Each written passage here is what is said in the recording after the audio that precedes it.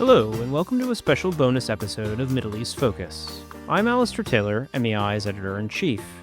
We're pleased to bring you access to a recent MEI press briefing, recorded on June 25th, 2025, following President Donald Trump's sudden announcement of a ceasefire deal in the Israel-Iran conflict on June 23rd.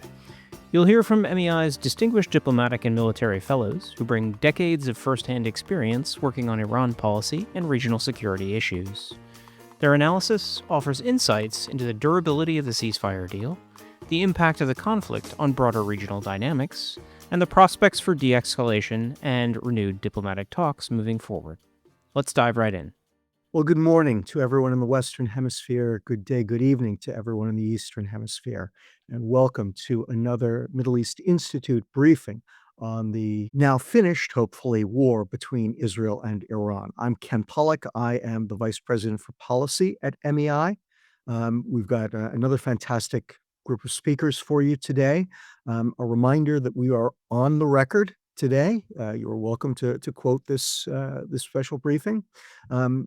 And for those who are interested, you're welcome to ask questions. If you'd like to ask a question during the session, please do so using the Q&A function on your Zoom screen. If you're not familiar with the Q&A function, you can find it at the bottom of your Zoom screen. There's a Q&A button located between the green Share button and the Show Captions button. If you click on that, it brings up a dialog box. You can type your question into that dialog box, and I will work the questions in as we go along.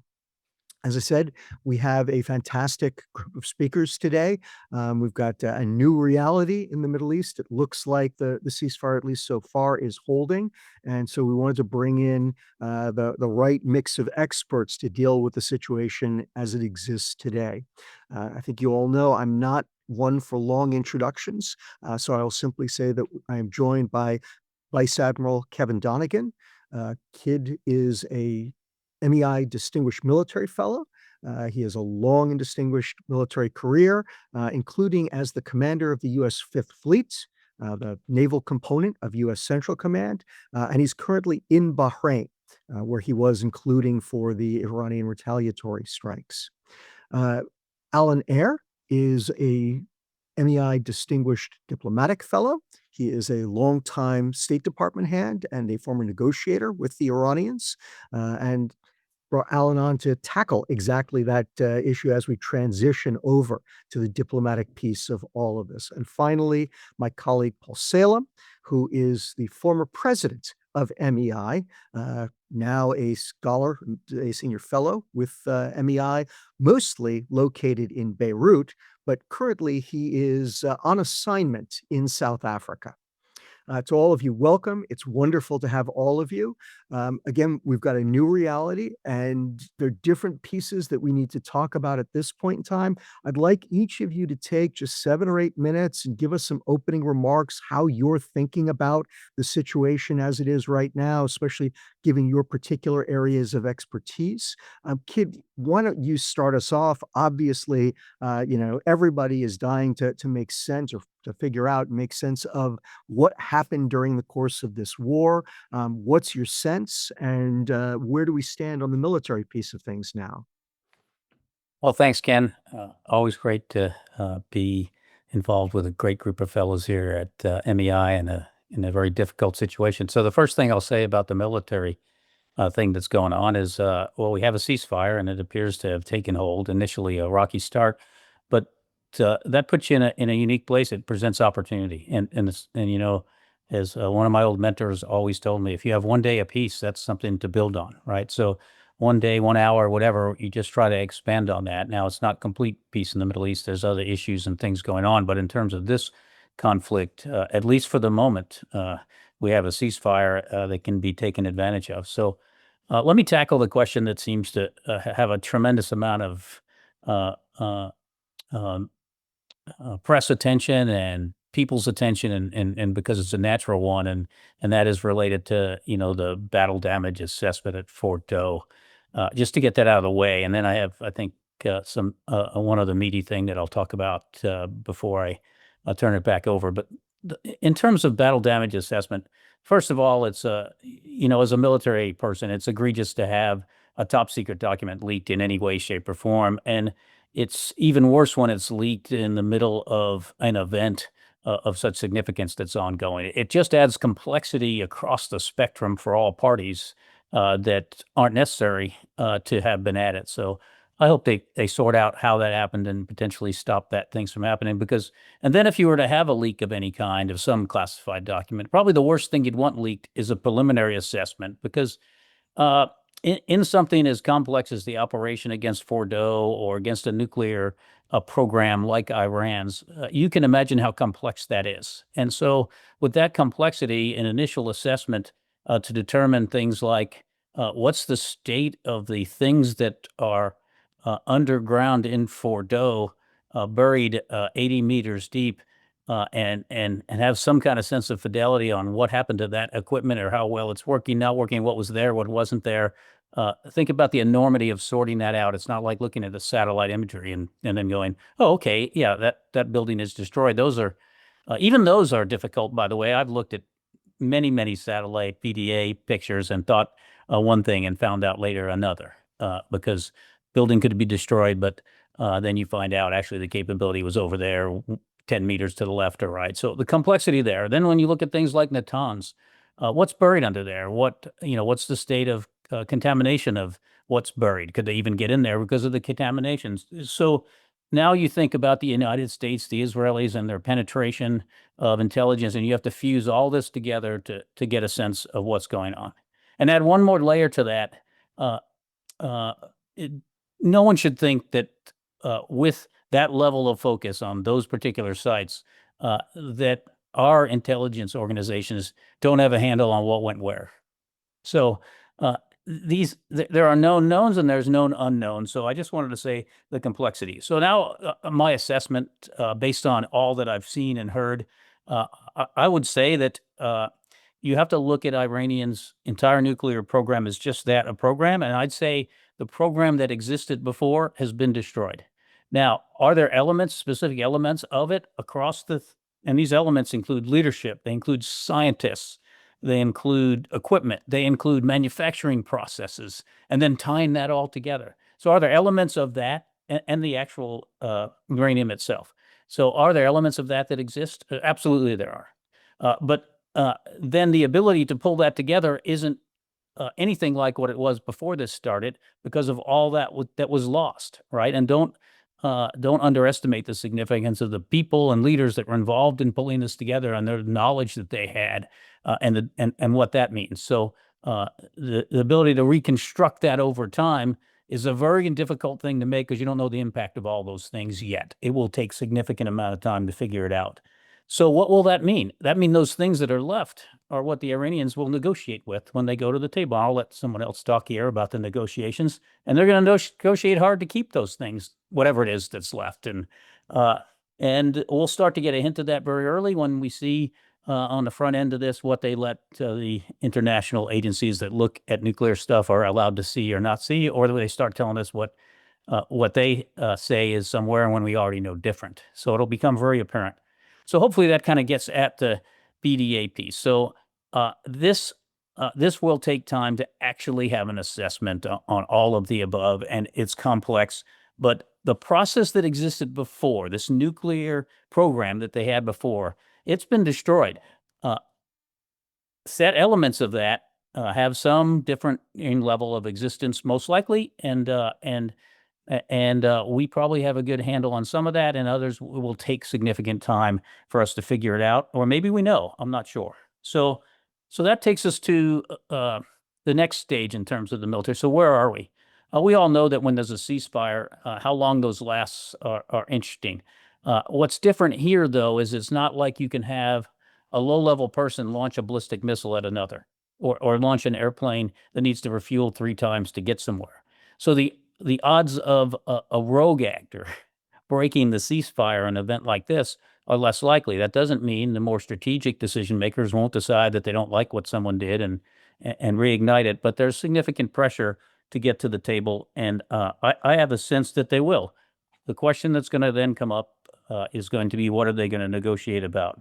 So I just want to look at 2 quick things, Ken, and it'll only take me a minute here. in the military sense, when you look across the region, we're in a different environment now. You've now had Iran, and I'm going to use a term to call them a bully, because in the region they've been a bully. They have directly attacked with ballistic missiles Qatar, Iraq, UAE, and Saudi Arabia at different times. That says a lot. And by the way, there's been no retaliation from back the other way when those things have happened. So that sets an interesting precedent in the region. You probably throw Syria in there, but that was related to ISIS. So I don't know if you want to do that, but still, that's significant. And they've directly lashed out at the U.S., right? But I'd argue that we started that one. So we retaliated on the front end of that. So I'm not going to put that in there. So, and then if we look at this from the Iranian side, what have they done? Well, they have absorbed significant might of the Israelis. They've absorbed what the United States threw at them. They've attacked Israel directly with ballistic missiles. They've attacked at the U.S. They've attacked at Arab neighbors. And the regime is still there, and they're going to go to the negotiating table. So if you're the Iranian regime, you've done what you said you were going to do to your general public. You stood up to the evil United States and Israel. Your regime still exists. You're still in charge, and now you're going to go to a table, and so there is room for negotiation. Is my point that I see, and it was set up by the military action. And I'll leave it with that. No, military actions don't solve the problems. You have to solve these things diplomatically, and this is what we'll see as time goes on. So that's what I have, Ken, for a kind of kickoff. That's fantastic, Admiral. And you got perfect segue into Alan. And before I bring in Alan, let me just say that, at some point, I think it would be great to hear what you're picking up out there in Bahrain, what you're hearing in the Gulf. I think that's another important element we should bring into this. But Alan, the Admiral set you up perfectly. Give us your sense of Iranians, the negotiations, whatever else you think is important for us to think about. Thank you, Ken. In terms of diplomacy, I was at an event yesterday, and I joked that, whereas when you're a diplomat, you have to be cautiously optimistic. Now that I'm retired, I can be wildly pessimistic. And in fact, when it comes to the chance of diplomacy working in this regard, unfortunately, I'm well in the pessimistic camp, and I'll explain why. Mona Yakubian referred to the state of the region after this war as more Hobbesian. And I think that's exactly right. There's zero trust between any parties. I do think that the U.S. and Iran obviously will go back to the negotiating table, but it has always been the case that Iran took as a working assumption that the U.S. was seeking regime change. I think that's even more the case now. I think in terms of how Iran's strategic thinkers look at the situation, for them, the U.S. and U.S. and Israel are logically equivalent. And so even though Israel will not be at the table, I think the Iranians assume that Israel has a virtual place at the table, and they're concerned about Israel coming back in. What this administration has done very well, and Rose Kalanick and I think Jennifer Kavanaugh had a great piece in Foreign Affairs today about this. They've certainly established the threat component, the force component that puts pressure on people to negotiate. Yani, if you don't do X, we will bomb you. We've established that. Conversely, as they point out, the flip side, the assurances side, is totally lacking. Yani, Iran is not going, just as the U.S. doesn't trust Iran, I don't think Iran trusts anything the U.S. is going to put forward. President Trump pulled out of JCPOA, and he green-lighted, or didn't red light, at an Israeli attack right before the 6th round of negotiations. So I think even if there is a return to diplomacy, and I assume there will be at least a perfunctory one, getting the pieces set in terms of providing assurances to both sides is going to be very hard. It seems to me the U.S. side sees diplomacy in this regard to an extent as reading off its list of demands and Iran saying yes, because you won militarily. And I don't think Iran sees it that way. So a key variable is whether the U.S. moves its red lines in a way that's not seen by the Iranians as more triumphalist and more maximal. And I think both sides need to do a better job at diplomacy. Before this all happened, I would characterize the efforts by both sides as desultory. I mean, the U.S. was doing it every couple of weeks for like a couple of hours. I don't think the United States government brought the next necessary bench strength and expertise to negotiations that it could have. And I don't say that for partisan reasons.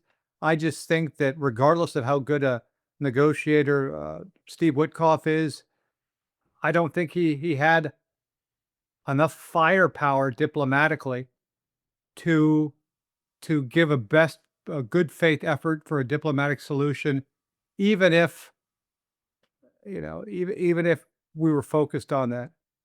The Iranians are very good at negotiations. Their team is battle tested. Arakchi and all of them. So I think, yeah, they'll return to the table. I don't think Iran is going to be any more likely to show flexibility in its red lines. I'm assuming that the U.S. is certainly not going to be more lenient in terms of its red lines. And again, we're Americans, so we always see things through an American context. But to my mind, still, the main driver, the independent variable in all this has been Israel. We dodged a bullet in terms of when we attacked the 3 nuclear installations and Iran did a performative de minimis response. That could have gone very badly. But still, this is a dance between Israel and the United States. Israel and Iran. Both for the time being, President Trump and Prime Minister Netanyahu are doing victory laps. They're claiming success. I think they're, trying to reap political capital from it as much as they can. But, time will pass, and this is my final comment. Regardless of what either leader says, Israel knows that a one-off kinetic act against Iran's nuclear infrastructure is insufficient if it wants to remove the Iranian capability to build a nuclear weapon. They don't have to rebuild their civilian program, right? If they decide to go to for a nuclear weapon, they can say, well, we don't need to rebuild all this stuff. We don't need to rebuild Fordo. We have lots of mountains. We have lots of earth excavators. They could build a new one, so time's a function. There was something President Trump said this morning. He said, essentially, I've dealt with this issue for the rest of my administration. And after that, I don't care. He said it in a different way, but basically putting in place a lasting diplomatic solution to the very real threat of the Iranian nuclear program. Because let's draw a line under this. The only reason Iran has a nuclear power program is so it can surge for a nuclear weapon if it wants to. It only provides 1% of energy, right? There's no, there is a good reason to have a nuclear program, but that's not why they have it. So I'm not making excuses for the Iranian regime at all. They have a nuclear program because it gives them the option of getting a nuclear weapon if they want it. The question is, does this attack make it more likely that they'll want it?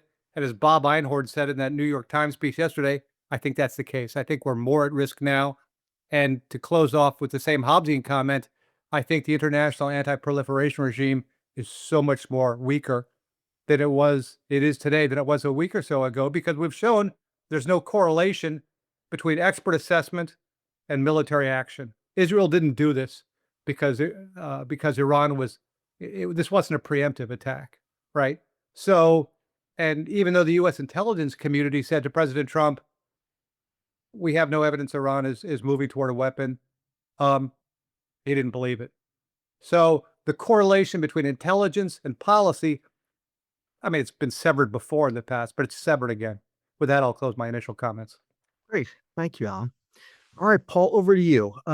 So first, you were a longtime observer of the entire region, would love to get your sense of where the region is. But again, you're a longtime observer of the entire region. So, if there are other things that you'd like to point out, we're all ears. Thank Ken. It's great to be with Kevin and Alan as well. Well, I think one thing stands out, that the rapprochement that Saudi Arabia and the Emirates and the Gulf countries did with Iran over the past few years, exactly to protect themselves from just such a war between Israel and Iran, or Israel and the U.S., I think from their perspective has worked. They were targeted in the past. They knew that if they had maintained hostile relations with Iran and there was a war like happened 12 days ago, they would have been decimated. So I think that policy has paid off, and they will double down on maintaining good relations with Iran. Obviously, throughout this crisis and during the U.S. attack as well, they continued to message that, they denounce these attacks, they want de-escalation, they want diplomacy. So I think on that side, that is rather clear. I think it's also been very clear that they are rather helpless or very vulnerable to these two regional powers, Israel and Iran, who have massive missile capacities, air capacities, and even with all of Israel's anti-missile defenses, it was really hit hard as well. So it raises questions as to what their general security and defense policy is to protect themselves from risks in the future, such as this. Turkey, interestingly, as well, had normal relations with Iran for a long time, so wasn't concerned about catching fallout itself. But interesting to see the commentary from Turkey, other than offering to mediate, as everybody has, going back and looking at their own missile capacities, their interest in what they're calling a steel dome, some kind of anti-missile defense system. So the whole, how do the militaries in the region learn lessons from all of this is important. When you look at the region as well, it has been the case that, maybe since let's say the 1990s, after the end of the Iran-Iraq War and the establishment first of Hezbollah and then other Iranian proxies, Iran has been able to maintain a deterrence against Israel and to pose as an effective regional power that can deter Israel and the U.S., that can project power beyond its borders, and certainly communicated that it did not feel that its homeland was at risk. Obviously, all of that has completely and utterly and irrevocably changed. Of course, what happens with a nuclear weapon is somewhat of a separate issue, but it's clear that Iran has had already lost any ability to deter Israel. The main deterrent force was Hezbollah. The second level of defense in terms of deterrence was its missile systems, and both proved that Israel was not deterred. That's partly because of the degradation of Hezbollah and Israel's defense shield, but it's also because by Hamas and Hezbollah attacking Israel, it made Israel much more of an angry player, willing to be bloodied, willing to take hits, but fight and try to fight to the finish. So Iran and its proxies, in the end, created a much more powerful Israel, a much more successful militarily Israel. If you go back to the mood on October 6, 2023, the general mood was, well, Israel is a startup nation and people are at the beach, and whereas Iran and Hezbollah were willing to, to die and take sacrifices. How that has changed. And that has utterly changed the balance of power.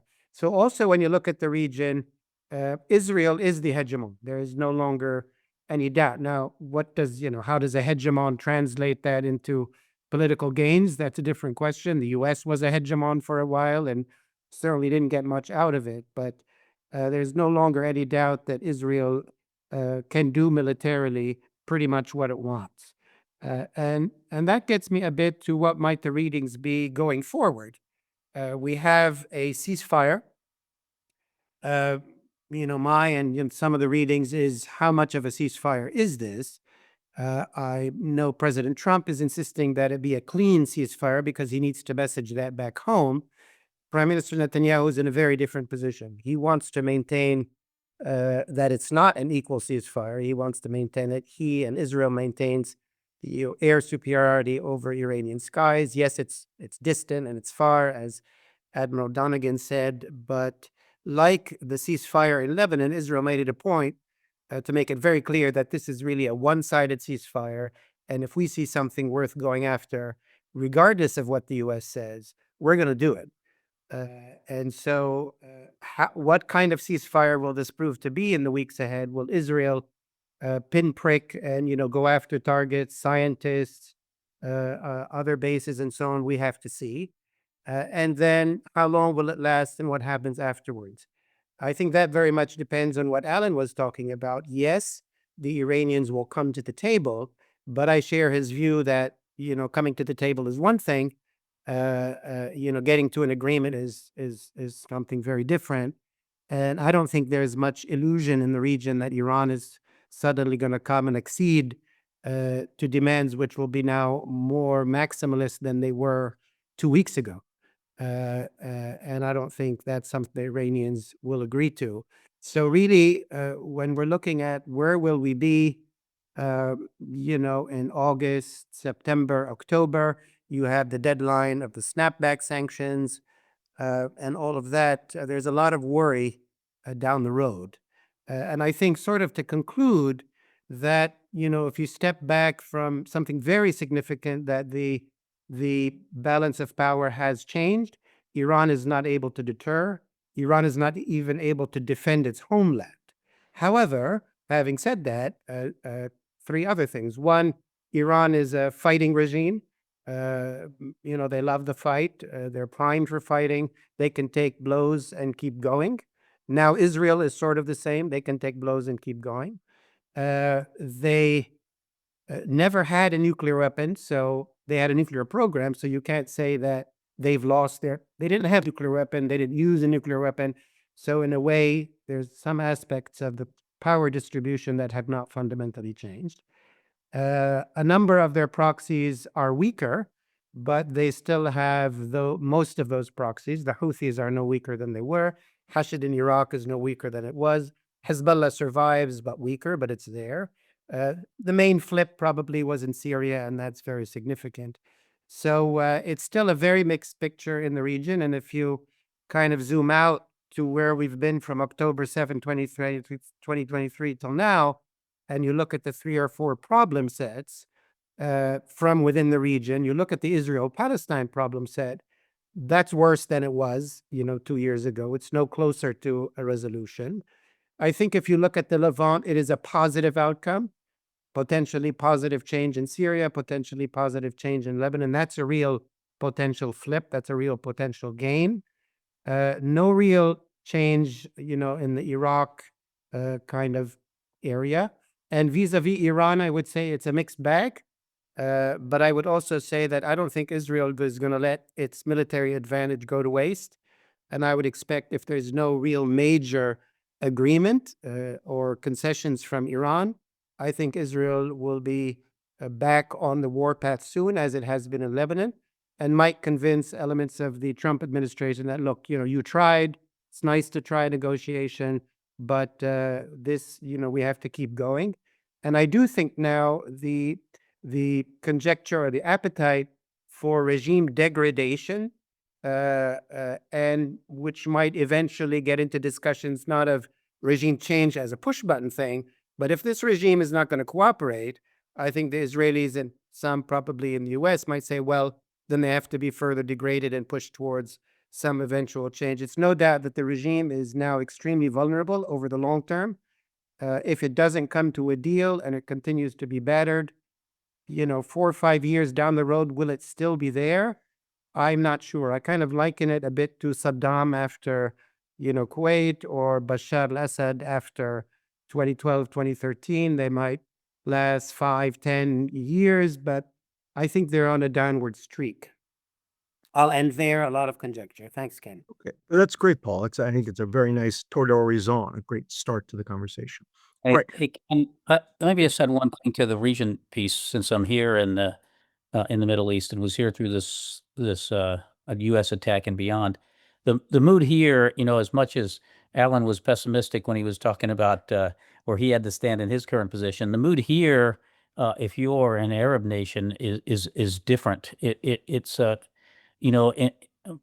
I'm going to generalize because every one of these nations is different, and we all know that. But in a general sense, that there's a positive view that Iran's military is weakened. That's a big deal. They know that's a positive for them.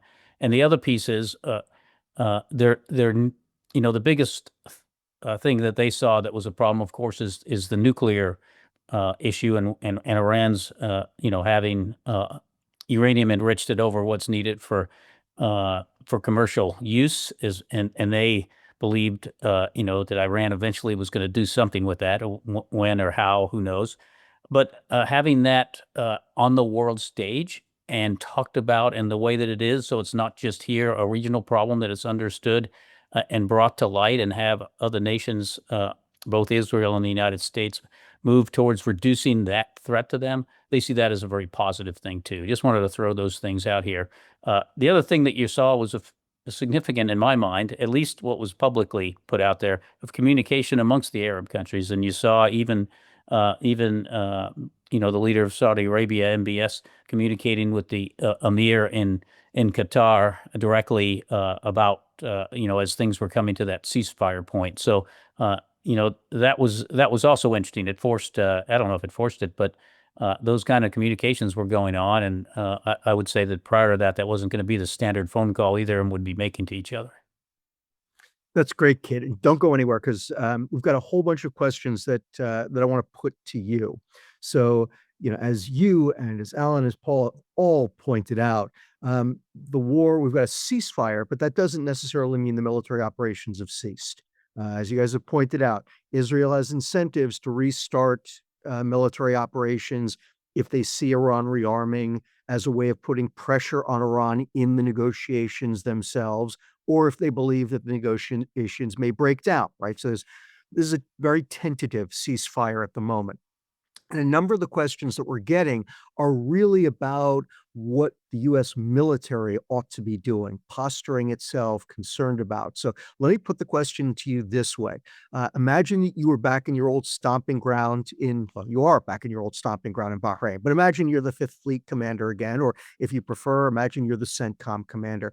What are the big issues out there that would concern you at this moment in time as we start these negotiations, with the recognition that the threat of additional military operations, certainly by Israel, are still on the table? What would be your biggest concerns? What would keep you up at night? And what would you want to be doing about it? Yeah, it's interesting you asked that because I think the posture of our forces is as alert as it could be. So that would be the least of my concerns because we were postured for a worst case outcome just days ago, right? So you want to keep that posture for obvious reasons because the threat didn't just go away; it still exists.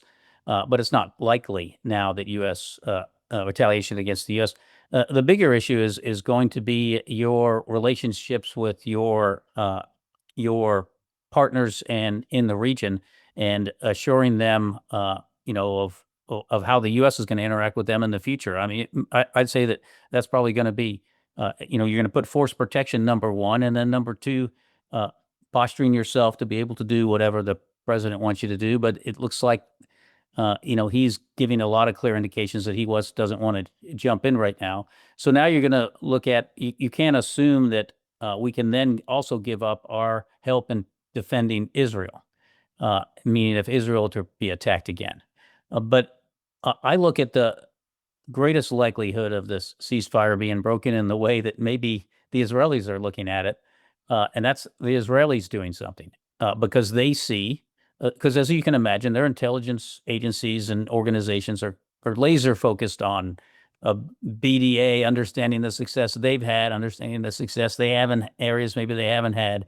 And the thing that could drive this is that they see something that they really want to get at. Maybe they didn't even know about it before, but they see an opportunity. That's going to be hard for them to turn down, given the posture that they have and their ability to get over the airspace. So I'm right with Paul on that. I think that is how they see it. Outstanding. All right. Next question. Again, a set of questions really for Alan. And again, these go back to the negotiations themselves. There are two questions, but two sets of questions, but they're related. I'm going to pose both of them to you, Alan. I think it'd be great if you could tackle each of them. So the first one is, we've all talked about what the sticks are that the U.S. can bring to this. And as I just mentioned, in many ways, the sticks are Israeli military operations, but obviously we could join in them as well. Plus, we have the stick of our ongoing sanctions against Iran. But point number one, do you think that the administration should bring carrots? And if so, what should those carrots look like? And then a related question, but nonetheless separate, the inspections, right? I will say from my own perspective, I think that the inspections are the most important element of what gets signed. Because whatever gets signed, the real question is, can we keep the Iranians to that agreement, given that they now have incentives to go ahead and get a nuclear weapon as quickly as they can? So give us a sense on the inspection side of what you'd be looking for there, what you think would be acceptable in terms of new inspections moving forward. So carrots, what should we do? What's out there as a possibility? And then the inspections. Okay, yeah, again, without being facile, I think the main carrot for the Iranians is just a credible assurance of no further sticks. Okay, so they're not looking for U.S. investment. They're not looking for a Trump hotel in Tehran. They just want to make sure that there's no, to minimize the possibility of future military action against it by U.S./Israel. So that's crucial. And obviously lifting sanctions, right? Now, even before this happened, the Iranian economy was in horrible shape. Iran was facing serious chronic problems, providing for the needs of its people. That's, electrical brownouts, blackouts, water shortages, inflation, unemployment. On any day after scenario, those problems are going to still be there. Plus, I have to assume they're going to be spending more of their budget toward militarization, rebuilding conventional missile capability, if not a covert nuclear weapons program. So, lifting sanctions would be crucial. You referred earlier to not the elephant in the room, but in the background, the possibility of snapbacks, right? If nothing happens, UN sanctions on Iran are lifted in mid-October. That's clearly not going to happen. So part of the U.S. diplomatic initiative is going to have to be figuring out how to kick that can down the road if there's progress in negotiations. In terms of inspections, I have to assume, given the putatively increased desire by Iran to covertly build a nuclear weapon, which we have to assume, we're going to need a really punishing set of inspection mechanisms by the IAEA, which heretofore Iran has been totally unwilling to accept in terms of, inspection of military facilities, certain types of areas where weaponization could happen. So I totally agree with you. An essential component of any deal in the unlikely event it's going to happen is an almost draconian regime of verification by the IAEA. And here again, I don't see any indication that Iran is going to play that, because their guiding ethos is that type of capitulation is chum in the water, inviting further aggressions, because the one thing they don't want to do coming out of this is signal weakness as a result of these Israeli actions. I mean, we're already seeing in Iran, the official propaganda is, great victory for Iran. We forced a ceasefire. We forced Israel to back down. We forced the U.S. to do such and such, commemorating the military martyrs who lost their lives defending the homeland. So, all sides have already got their spin machine in place. And I think Iran's spin machine, it makes it much tougher that they'll agree to the type of verification regime that would be an essential component. All right, we should come back to that one because I think that's a huge point. But for now, I've got several questions that go to Paul. And first one for you, Paul. You touch on at least half of this in your opening remarks in terms of how the region is reassessing where it is. And in particular, you talked a little bit about the rise of Israel. But got two related questions related to Iran. So first, if you could spin out a little bit more the change in the balance of power, right? Because it's not just that Israel has emerged, it's also that Iran has been weakened, right, as a result of this. And so how do you think things are going to change, in particular with the Gulf? I mean, you did point out that there was already this rapprochement, but the Gulf had been moving toward a much warmer embrace of Israel. Do you think that cools? How do things change there? And then a related question is, what's your sense, and if you have any sense of it, whether it's from the region or just you're watching them closely, do you think this has really changed Iran's own strategy toward the region, right? They have for 46 years had a very aggressive policy toward the region, subversion, support for all manner of violent groups, looking to dominate the region as best they could. Do you think that this war has changed their thinking about that maybe this isn't a good idea anymore? Yeah, it's a bunch of related questions. And let me start with just also a couple of reflections. Just a couple of months ago, Trump was in Saudi Arabia and the Gulf, and he snubbed Netanyahu and Israel. And the reading in the region was the U.S. relationship is now anchored in the Gulf and anchored mainly with Saudi Arabia, but also with the UAE and Qatar, and that Israel was somewhat on the outs.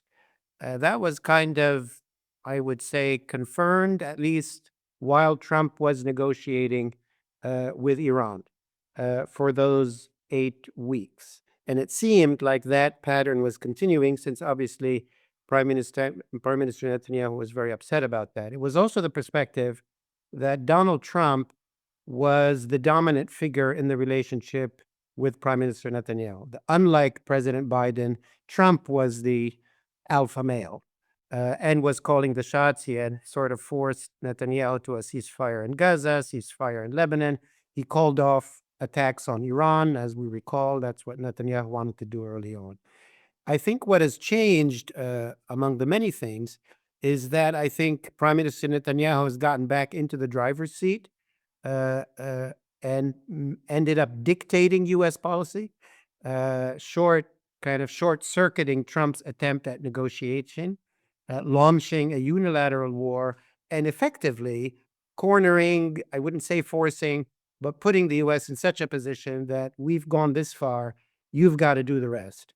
And I think that cornering situation will continue for the rest of Trump's term, because Iran, and I agree with Alan, they're not going to, take the beautiful Trump deal, the Make Iran Great Again version of what Trump thinks. They're not going to do that for a myriad of reasons. One of the reasons is also Israel doesn't want a deal to happen. They don't want the Islamic Republic to have good relations with the United States. They think that's just a way that the Islamic Republic buys time, buys cover to doing nefarious things that eventually aim to destroy Israel. So I think the Israelis will have a major vote in scuttling these negotiations, making them virtually impossible, partly by raising the bar and raising the stakes politically, but also hitting and attacking different points in Iran and make it also difficult for the Iranians. So I think Netanyahu has sort of wrestled himself back into a very powerful position, and the Gulf countries feel, hey, wait a minute, we were telling Trump what to do just 2 months ago, and now we're kind of on the outs. I think another very important dynamic is the dog that did not bark, that the great Gulf fear that Iran would devastate the Gulf, close the Strait of Hormuz, really go all out, absolutely did not happen. Now, that's very reassuring. That's great. What they did was less than what they did when Qasem Soleimani was killed. That's very interesting to know why that's the case. Does that reflect a new approach from Iran? And, then I'll go there. But what I also fear is that continues to give Israel a free hand, well, if Israel and the U.S. pounded Iran and Fordo and Natanz and Isfahan, and they basically did next to nothing, then Israel and maybe some in the U.S. say, well, let's once the negotiations kind of fail, let's then continue on that track, since there's even deterrence in the Gulf is kind of lost. I think in terms of what is Iran's strategy, obviously that's up to the Iranians to decide. There are some things that have happened to them. They cannot deter Israel anymore or the U.S. So all of those billions of dollars of investments, mainly in Hezbollah, but also in Houthis and others, thinking that that investment would spare the homeland, that's gone.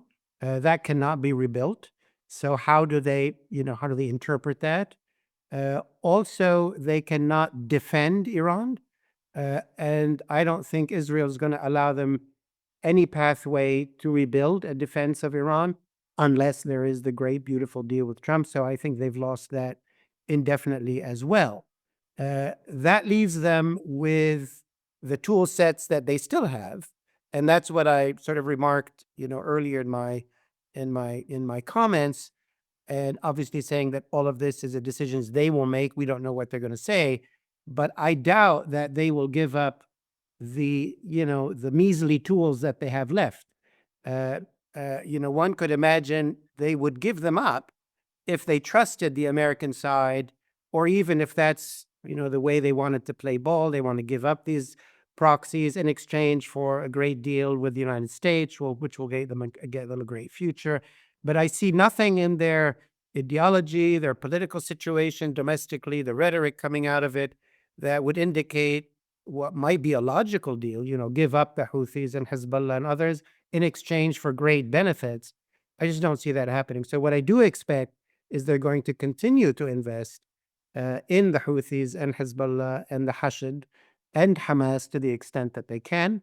And that, yes, it's not as effective as it used to be. It's certainly not going to be to, the amounts of money that they used to spend before, but they are still tools, and they're the ones that they have, and I think they're going to stick to them. I do think what we're not considering is the major threat.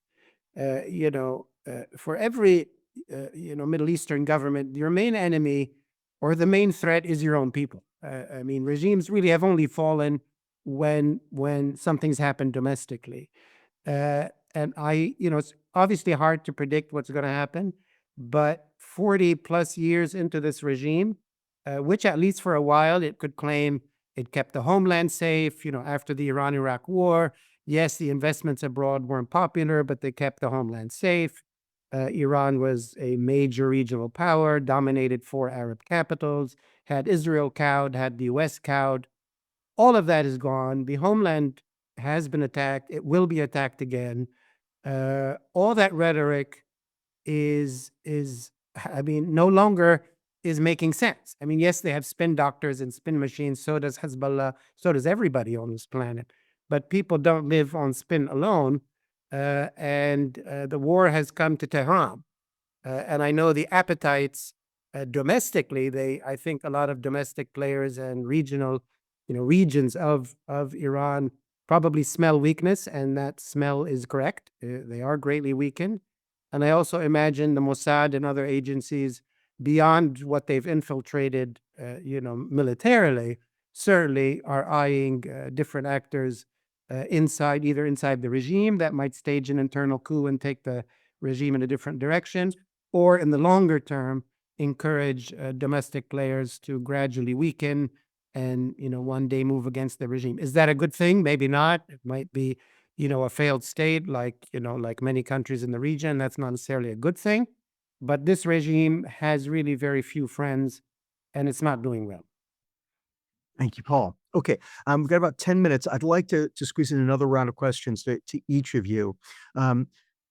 Admiral, you mentioned this before, and we now have several questions getting at this. It's kind of the other side of the questions I just put to Paul, which is, do you think that this war has changed the America's regional allies' approach to their own defense, right?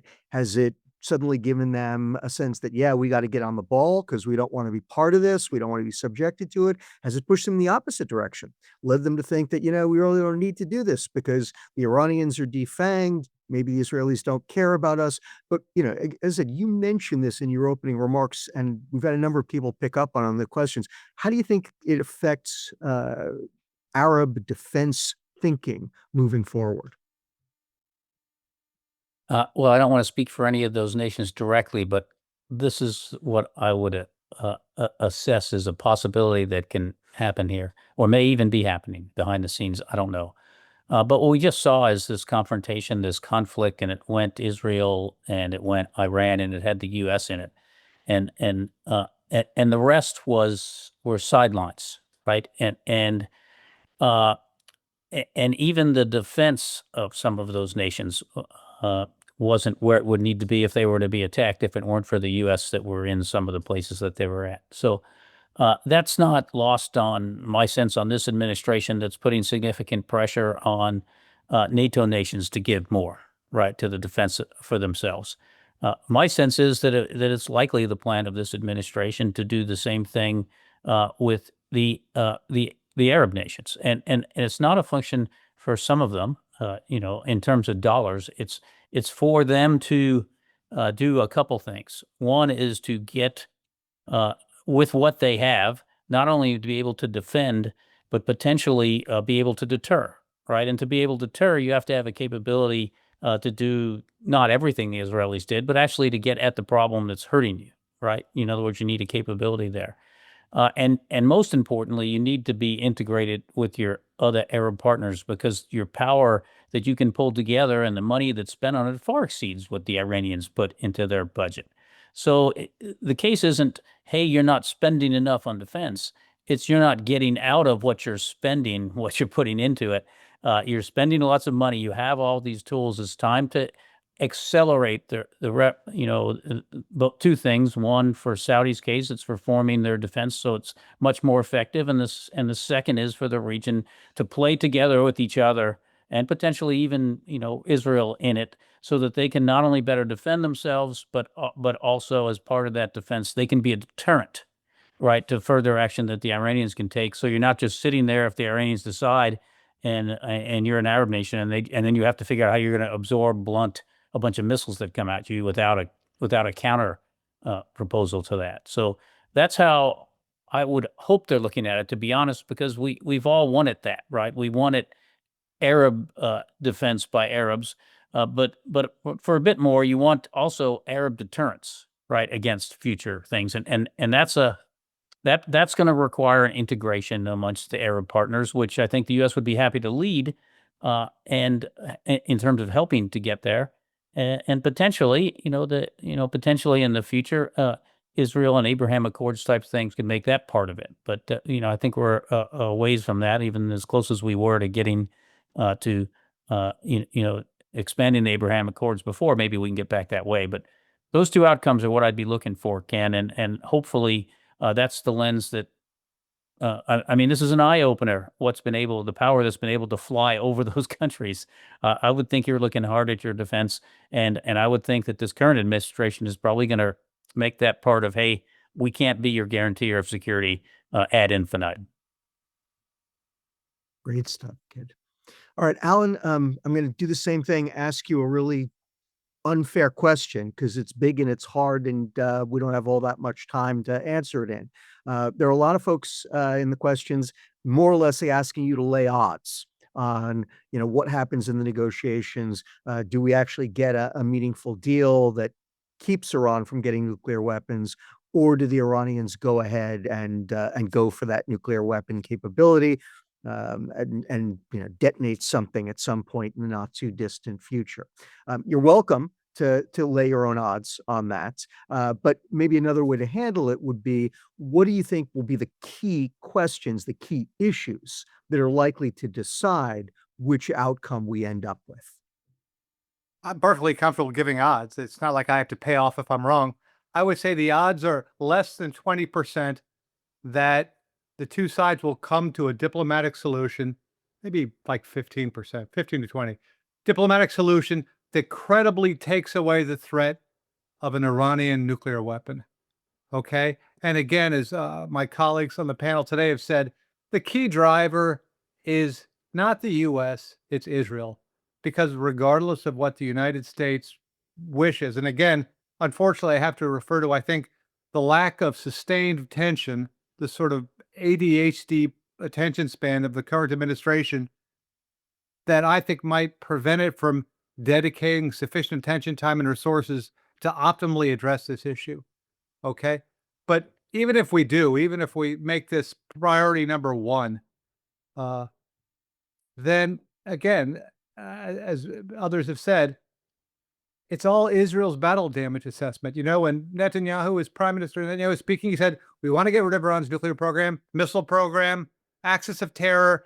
And as he said, and as the defense minister said, you know, we want to, basically rid ourselves of this troublesome regime, right? I mean, I don't know if they explicitly use the word regime change, but they basically said regime degradation, take away Iran's ability to project power outside its borders and make it so feeble that even if it wanted to cause trouble, it couldn't. So there's going to be a delta between Israeli strategic goals on Iran and the U.S. strategic goals on Iran, I think. And as Paul said, I think Israel's, driving the train on this. So, yeah, hope I'm pleasantly surprised. Lord knows I've gotten enough wrong so far in the last 12 days that I could be wrong again.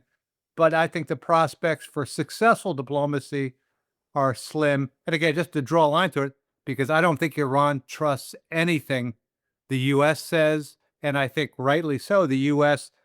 is going to insist on some type of verification that the Iranians just can't swallow. Over. Okay.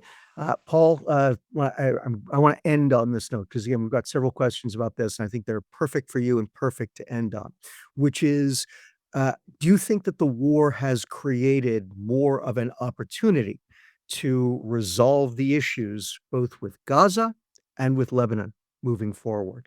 And if you had the proverbial, I can't even give you the proverbial 5 minutes with the president, I'll give you the proverbial 2 minutes with the president. What would you tell him that we should be doing to help address the problems in both Gaza and Lebanon after the war?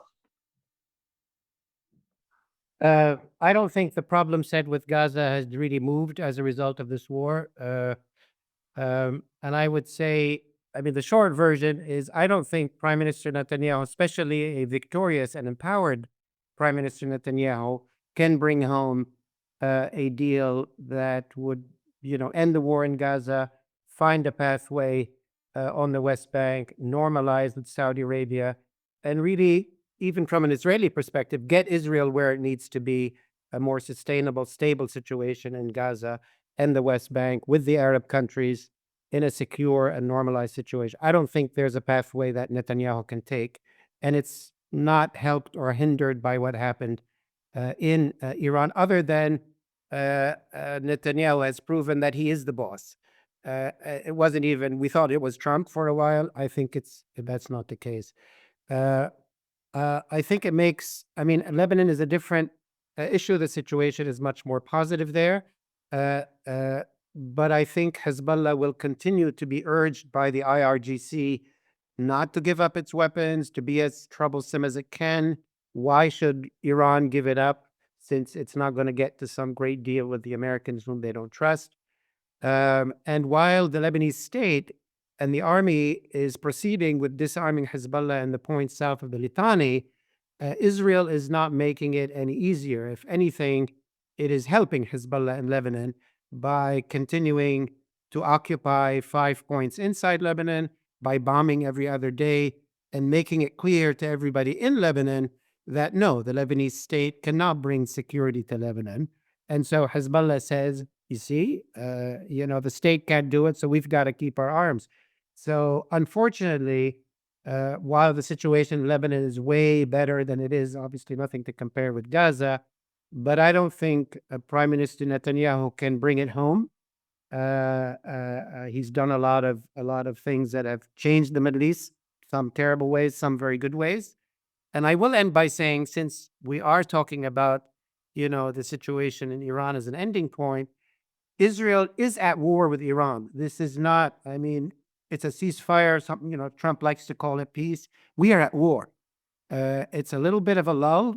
Israel needed the lull to replenish its anti-missile defense system. It was worrisomely low. They need their battle assessments, but they're gearing up for the next round of attacks. They don't expect a deal. They don't want a deal. And I think what's positive about that in the last 40 years, Iran has built up its proxies in various Arab countries, and it had gotten the U.S. and Israel to play shadow boxing, and Israel and the U.S. would just hit the shadows, hit Yemen, hit Lebanon, and would never hit the decision maker, which is Iran, which made it very problematic. I think there's a good thing that the person who's calling the shots in Tehran now has to pay the bill. But that will only work if bills continue to pile up. If this is the end of it, then they say, okay, that was a rough 12 days.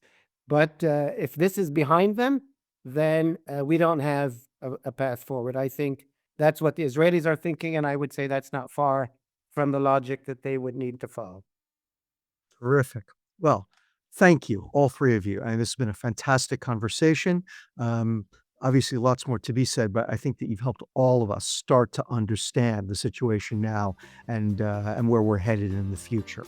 Thank you guys so much, and good day to all of you.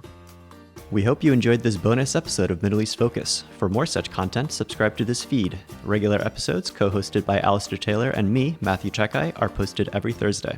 To find MEI's latest coverage of the Israel-Iran conflict and defense and security issues across the Middle East, please visit our website, www.mei.edu.